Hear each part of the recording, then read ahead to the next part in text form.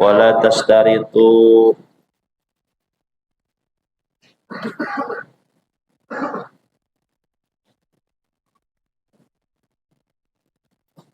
wala tustaratu dan tidak disyaratkan apa al-aqiqatu akikah li sihhatil udhiyah untuk keabsahannya kurban.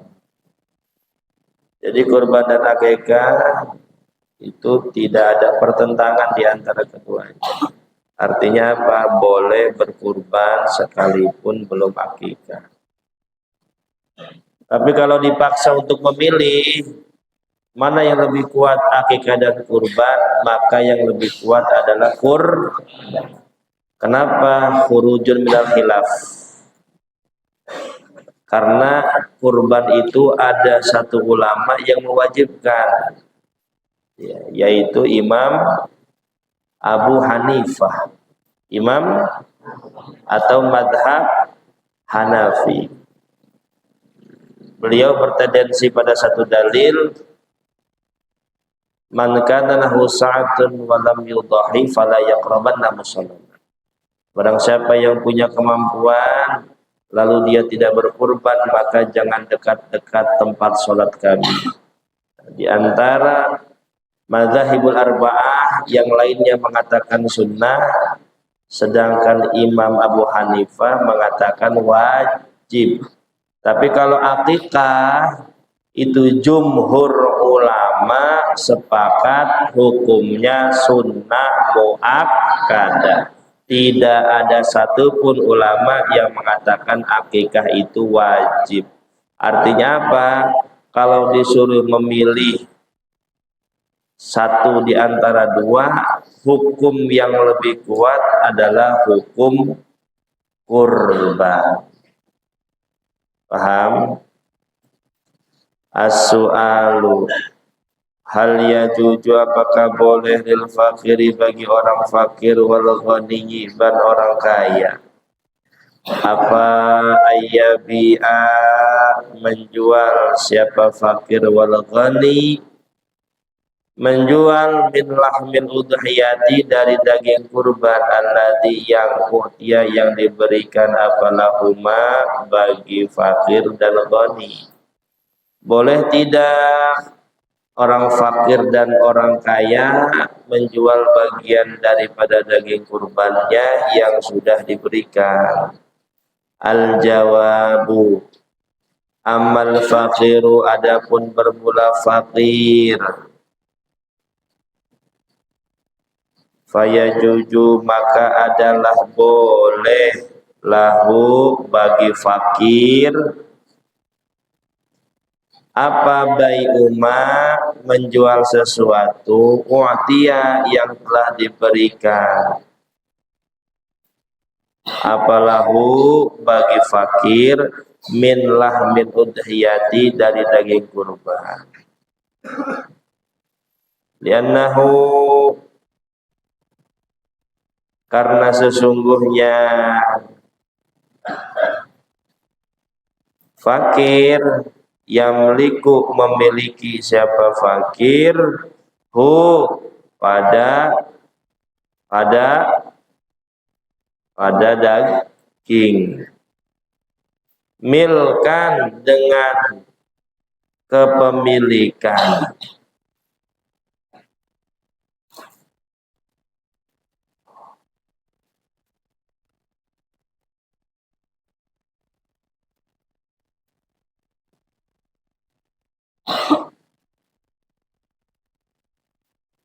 Milkan dengan kepemilikan taman yang sempurna. Itu dicoret, wat tasadduqu dicoret. Milkan taman. Falahu maka adalah bagi fakir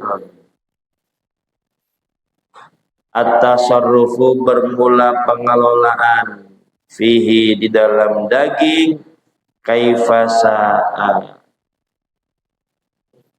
sesuai dengan kehendaknya. Minal akli dari memakan, wal bai'i dan menjual, wal iddikhari dan menyimpan, Jadi orang fakir itu boleh menjual bagian dagingnya karena daging yang diterima oleh fakir milkan taman, menjadi kepemilikan yang sempurna. Falahu at-tasarruf, dia bebas dalam pengelolaan, boleh memakan, menjual dan menyimpan. Dipindah di sini wattasadduqi, dan menyedekahkan. Yang tadi dicoret tuh wattasadduqi, dan menyedekahkan. Jadi orang fakir itu mutlaqut tasarruf, makan, menjual, menyimpan dan menyedekahkan. Wa ammal ghaniyyu, dan adapun bermula orang kaya, fala yajuju, maka adalah tidak boleh lahu bagi al-ghani apa bayu syai'in, menjual sesuatu min lahmil udhiyati, dari daging kurban, alladhi yang telah diberikan apa lahu bagi kita, bal yustahabu, bahkan disunahkan lahu bagi ghani apa ayakula, memakan siapa ghani minhu dari lahmil udhiyah, au yut'amu, atau memakan atau memberikan makan siapa ghani ghairahu pada selainnya ghani, au yatasaddaqu, atau menyedekahkan apa ghani bihi dengan daging kurban. Jadi bagi orang kaya tidak boleh menjual daging yang sudah mereka terima.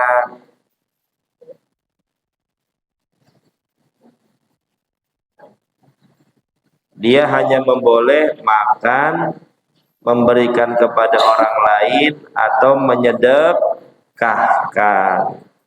Karena daging yang diterima orang kaya itu bukan milkan taman, bukan menjadi kepemilikan yang sempurna, bukan.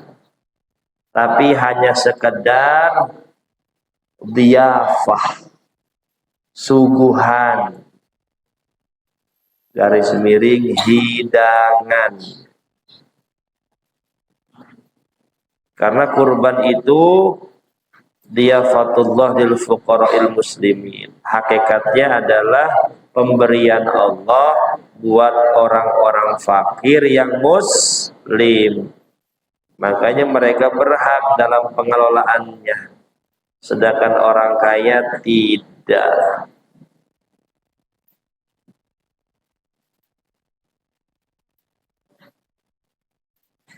Wadhalika, dan itu li'annal ghaniya, karena sesungguhnya orang kaya yusbihu, menyerupai pada al-ghani apa sahibul udhiyati, orang yang berkurban. Karena orang kaya itu serupa dengan sahibul udhiyah. Fi hadzal hukmi, di dalam inilah hukum, fala yajuju, maka tidak boleh lahu bagi ghani apa bayuhu, menjual daging, li annaha, karena sesungguhnya udhiyah qurbatun, adalah mendekatkan, lillahi, kepada Allah Ta'ala, maha luhur Allah.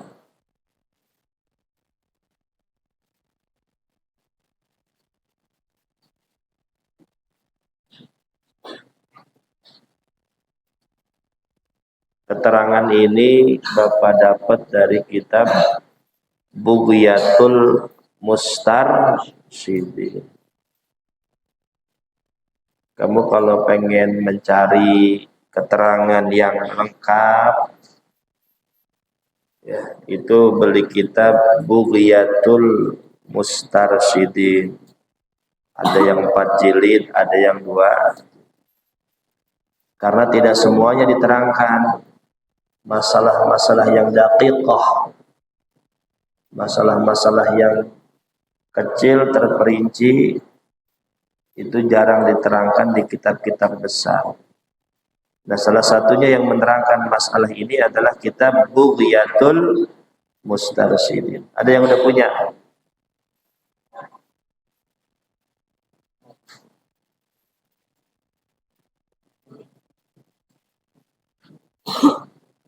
Azan.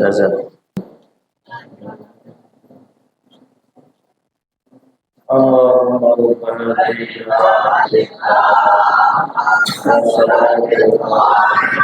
Inna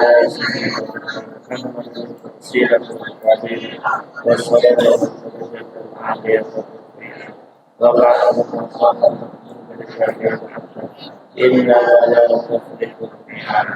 Topik gede budaya.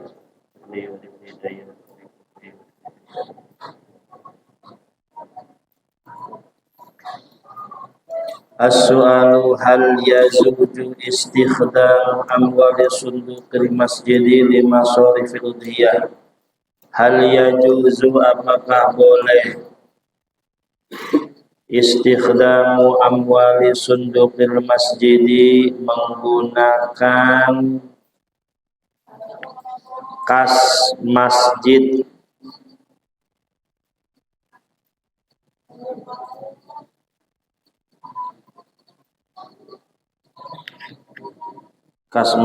membantu untuk apa? Lima sorifil udhiyah, untuk operasional kurban. Apakah boleh kas masjid? Biasanya di perumahan itu memakai kas masjid untuk operasional kurban, beli tali, beli terpal, beli golok. Al-jawabu la yazuju, tidak boleh apa istikhdamu amwali sundukul masjidi, menggunakan kas masjid lima sori fil udhiyati, untuk operasional kurban, alal asli, pada dasarnya. Pada dasarnya nggak boleh, karena kas masjid itu untuk lima solihil masjid, untuk kemaslahatan sedangkan kurban ya itu ibadah individu, bebannya ditanggung oleh masing-masing sahibul kurban. Lianna masorifal udhiyati, karena sesungguhnya operasional kurban ala sahibiha, ditanggung oleh orang yang memiliki udhiyah. Wahwa bermula sahib al-mudhahi, adalah orang yang berkurban. Operasional kurban ditanggung sama yang berkurban. Makanya misalkan patungan sapi 7 orang, masing-masing patungan 3.500.000, kemudian dititipkan di masjid, maka ditambahi 200.000 per orang. Buat apa? Operasional, beli plastik, beli terpal, beli tali, ongkos yang potong, konsumsi. Wa amma amwalul masjidi, adapun bermula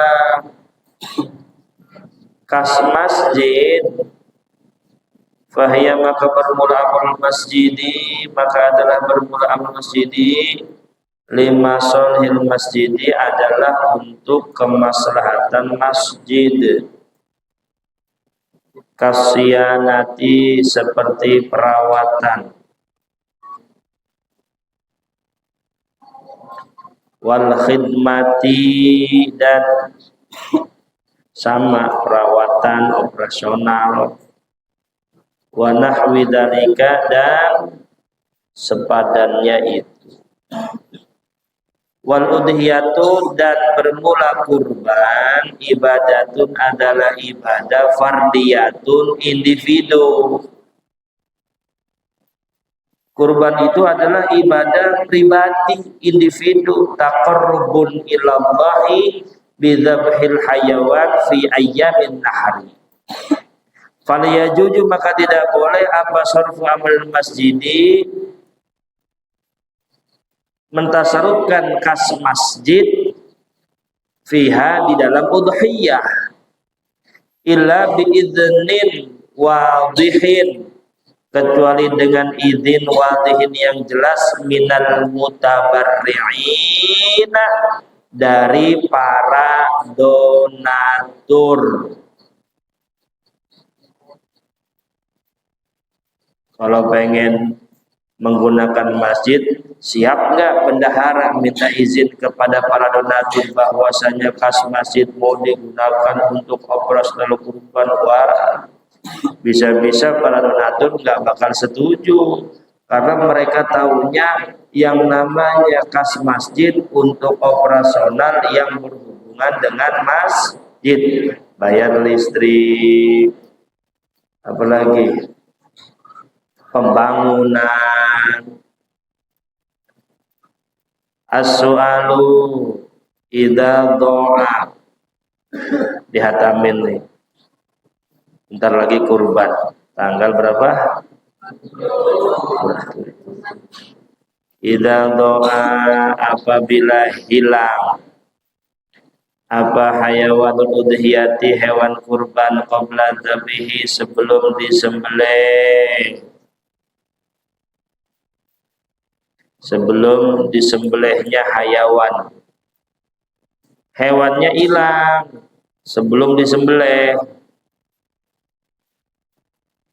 Fahal yajibu, maka apakah wajib alal mudhohi, atas orang yang berkurban, apa ayyubaddilahu, mengganti siapa mudhohi hu pada hayawan. Misalkan kita udah beli sama tukang kambing, udah bayar DP atau cash and carry, tiba-tiba kambingnya diambil sama malik. Ingkanat, jika ada apaan udhiyatu udhiyah, sunnatan adalah sunnah, sunatan sunatun.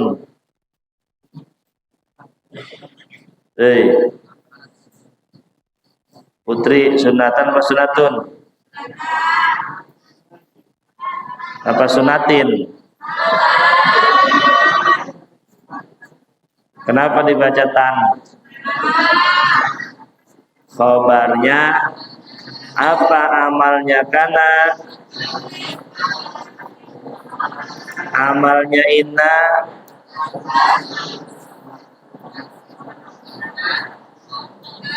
amalnya zona.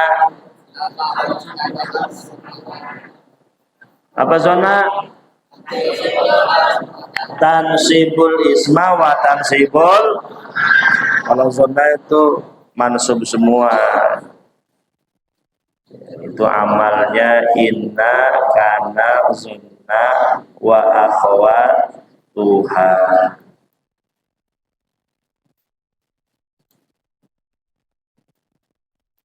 Berarti dibacanya sun.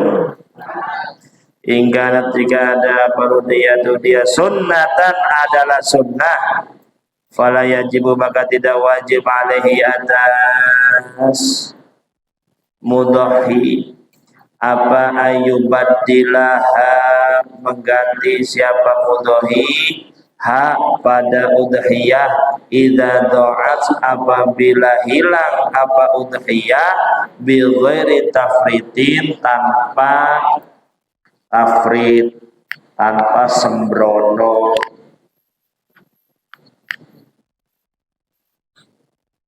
tanpa kelalaian.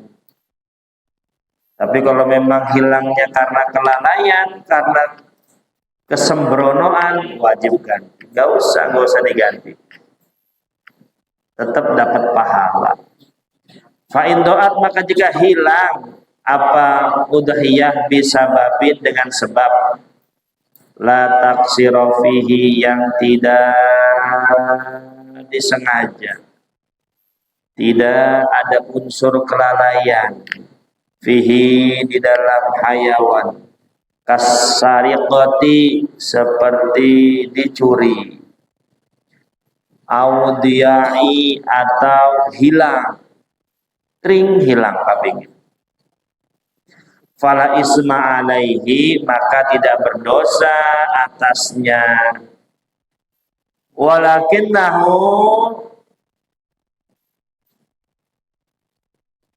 dan bermula tetapi mudhahi la yu'addu tidak dihitung.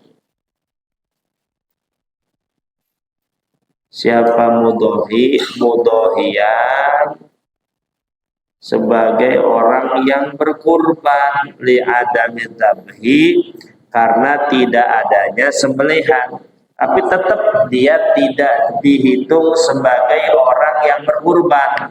Walahu dan adalah bagi mudhahi ajrun niyati bermula pahalanya niat ala dalika atas itu kurban.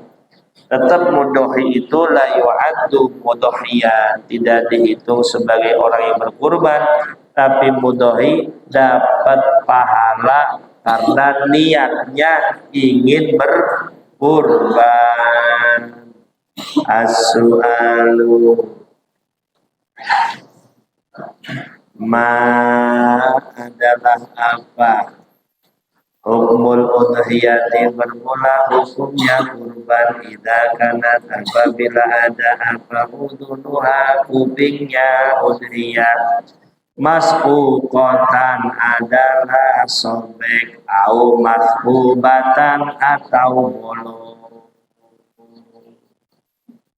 kupingnya sobek atau bolong. Ya Allah, di Amerika Latin, Texas. Kamu tahu nggak? Ya, dari Cibarusah kemarin. Itu sekarang lagi tren. Mukanya itu dipermak menjadi monster. Hidungnya dibolongi, matanya dikasih tinta, kupingnya disobek, giginya dikasih tali. Itu laki-laki dan perempuan. Bapak lihat di Instagram before after. Jadi si laki-laki ganteng awalnya sebelumnya, akhirnya ada fenomena tren merubah wajah seperti monster, jadinya jadi monster. Innalillahi wa inna ilaihi. Perempuan yang tadinya cantik dirubah mukanya jadi monster, masya Allah. Kenapa begitu ya? Kalau kita kan perempuan justru sebaliknya, ya, yang jerawatan pengen bersih, yang hitam pengen putih. Nah, tapi di luar sana dunia terbalik. Makanya alhamdulillah kamu punya iman, punya Islam. Taghayyuril khalqi, merubah bentuk itu hukumnya haram. Malah gambar anaknya Ustadz Umar.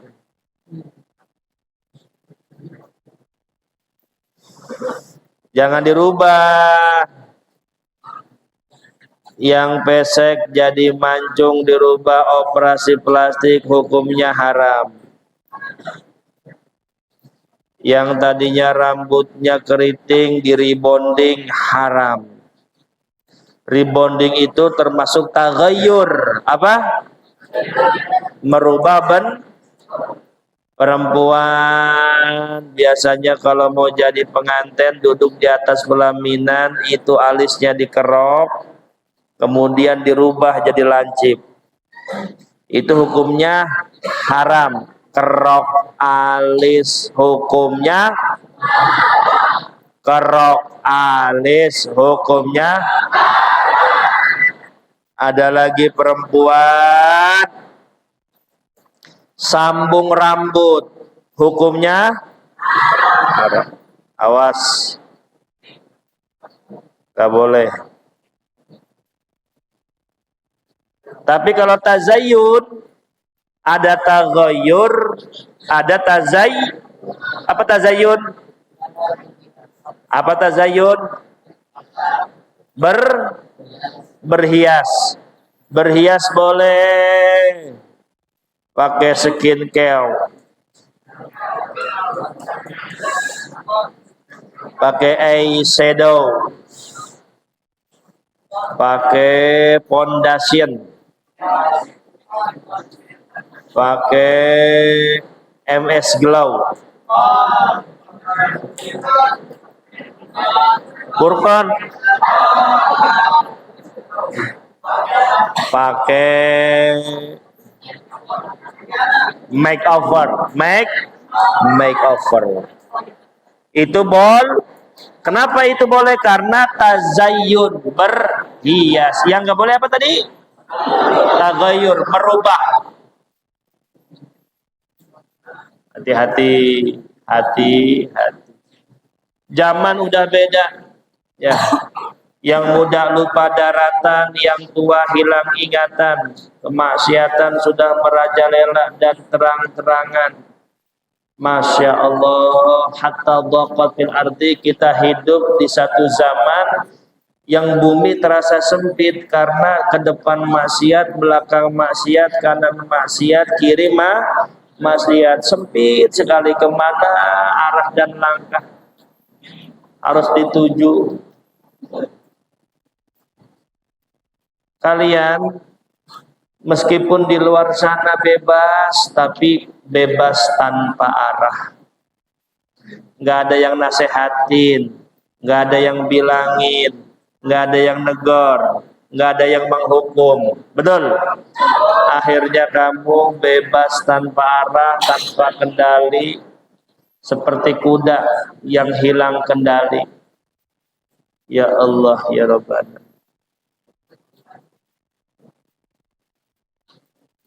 Di pesantren kamu bersyukur, salah ditegur, salah dinasehatin, salah dikasih tahu, ngerti mana yang hak, mana yang batil, tahu mana yang haram, mana yang wajib, paham mana subhat, mana mubah.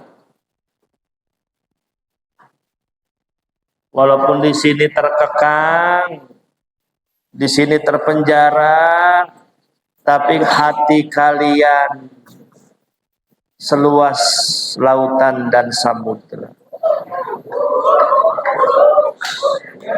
Dan pondok pesantren adalah miniatur raudhah min riyadil jannah, miniatur taman surga Allah nanti di akhirat. Makanya jangan lari dari pesan.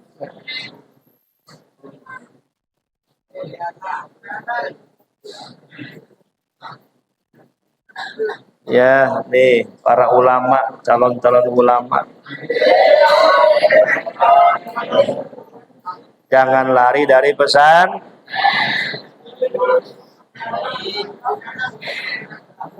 Udah bener di pesan.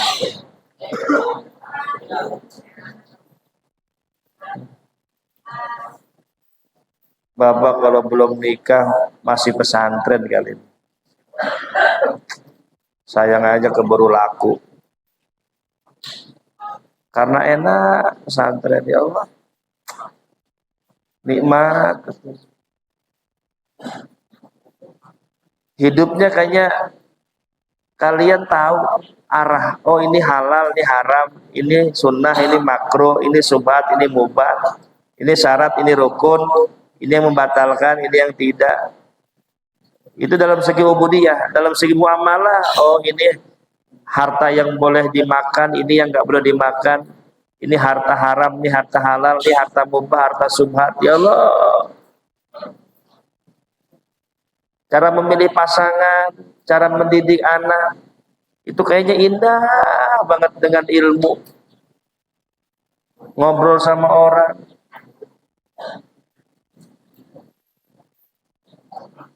harus pakai ilmu. Menyikapi masalah, kapan kita harus sabar, kapan kita harus punya prinsip, Kapan kita harus memaafkan? Kapan kita harus tegas? Itu dengan ilmu. Makanya yang istiqomah di pesantren, mumpung masih panjang umur, mumpung masih punya kesempatan.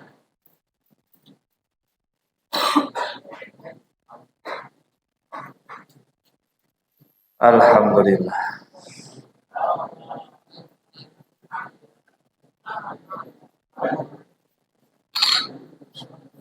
Keluar harus bisa jadi imam, zikir habis sholat, baca tawasul, ziarah kubur, ceramah, khutbah, harus bisa. Baca kitab, jadi guru. Dan nanti kelas 12, ya. Kalau di pesantren lain kan ada ngabdi setahun 2 tahun, kamu nggak usah. Di kelas 12 kamu sudah praktek mengajar di SMP, di SD.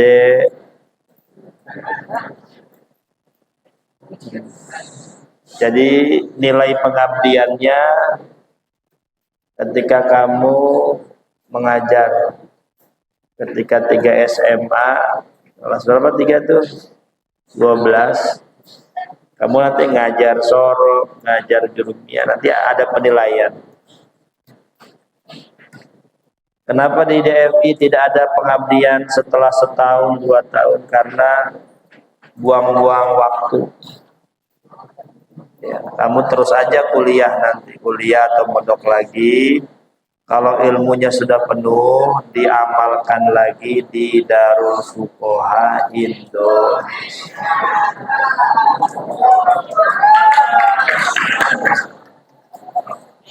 Nanti ketika kamu kembali, wah udah berubah ini. Boleh jadi ada cabang kedua, ketiga, keempat.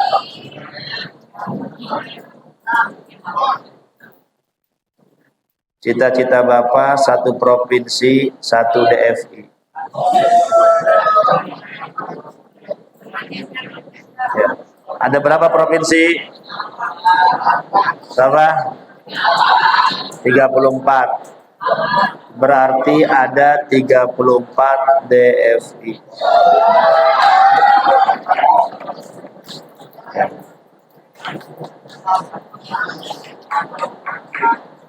Nanti di Jawa Tengah, di Jawa Timur ada DFI. Nanti di Jawa Barat ada beberapa DFI. Yakin nggak? Harus begitu, punya cita-cita mah. Jangan ya, saya mah apa adanya aja. Dikasih syukur, nggak dikasih ya sabar. Harus punya saja'ah. Apa saja'ah? Keberanian. Harus punya himmah. Apa himmah? Semangat. Harus punya keyakinan. Harus. Jangan lemes. Karena ucapanmu adalah takdirmu. Ya, DF itu jangan lemes, jangan kucel, jangan upla eple, kelemar kelemar. Oh, mantep badannya. Pecinya lurus tuh. Oh, lurus pecinya. Kalau nggak ada yang lurus, lurusin. Kerudungnya lurus, jangan pencong. Tegak. Oh, keren. Oh.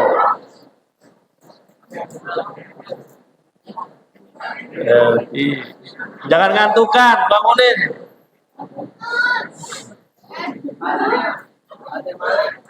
Tegak. Semangat. Kiainya semangat, santrinya harus semangat.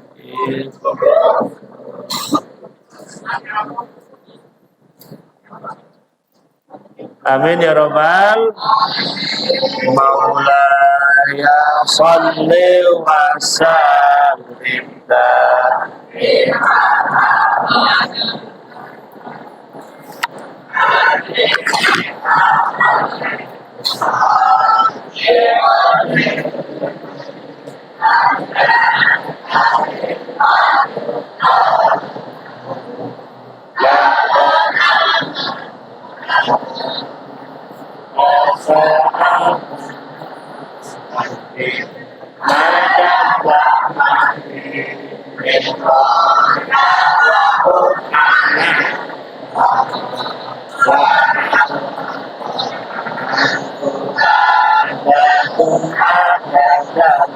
Fijis Nil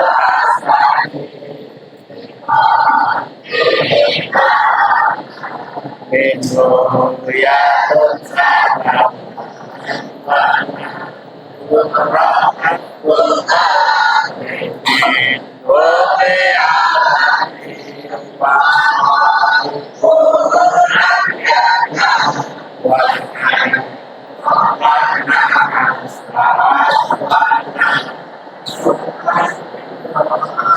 bisa sedobani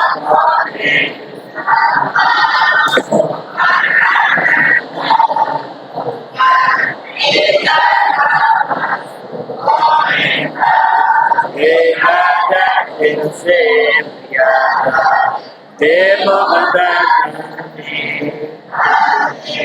wasois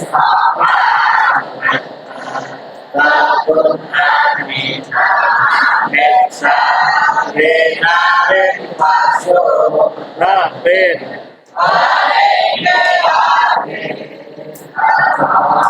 Bibil Mustafa Ma'afina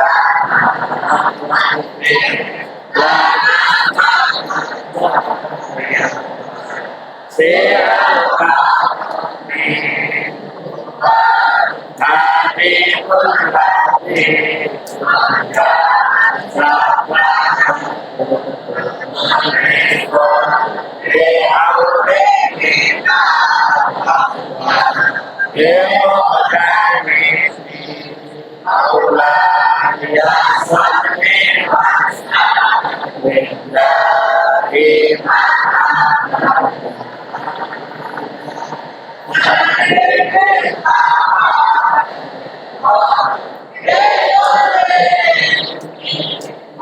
Bismillahirrahmanirrahim.